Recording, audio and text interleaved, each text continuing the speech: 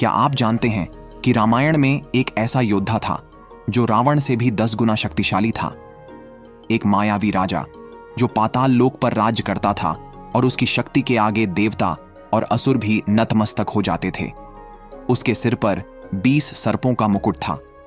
उसकी शक्तियां इतनी भयंकर थीं कि उसने पूरी वानर सेना को नींद में सुला दिया और भगवान राम और लक्ष्मण को बंदी बनाकर पाताल लोक ले गया। वह कौन था, उसका जन्म कैसे हुआ और उसकी शक्तियां कैसे विकसित हुईं? आइए जानते हैं इस रहस्यमय योद्धा की कहानी। अहिरावण का जन्म किसी रहस्य से कम नहीं था। रावण के कई पुत्र थे, लेकिन अहिरावण का जन्म सबसे विचित्र था। मंदोदरी के गर्भ से जब उसका जन्म हुआ तो रावण खुद भयभीत हो गया।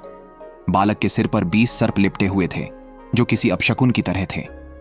रावण ने डर के मारे यह निर्णय लिया कि इस बालक को समाप्त कर दिया जाए। रावण ने आदेश दिया कि अहिरावण को कहीं दूर ले जाकर दफन कर दिया जाए, लेकिन यहां से कहानी में मोड़ आता है।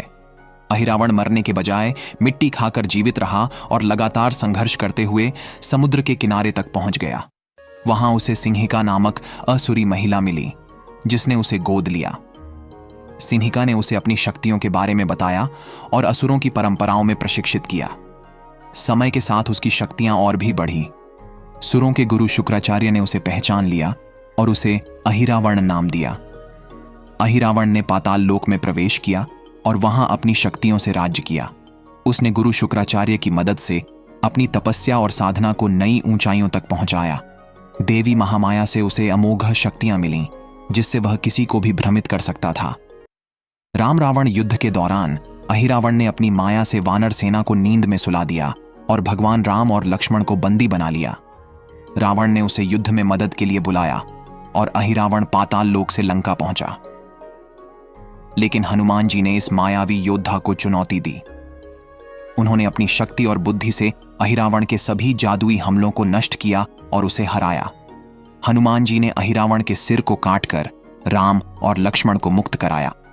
यह कहानी हमें सिखाती है कि संकट चाहे जितना भी बड़ा क्यों ना हो, अगर हमारे साथ भगवान का आशीर्वाद हो तो हम उसे पार कर सकते हैं। अगर आपको यह कहानी पसंद आई हो तो कृपया वीडियो को लाइक करें, शेयर करें और चैनल को सब्सक्राइब करना न भूलें।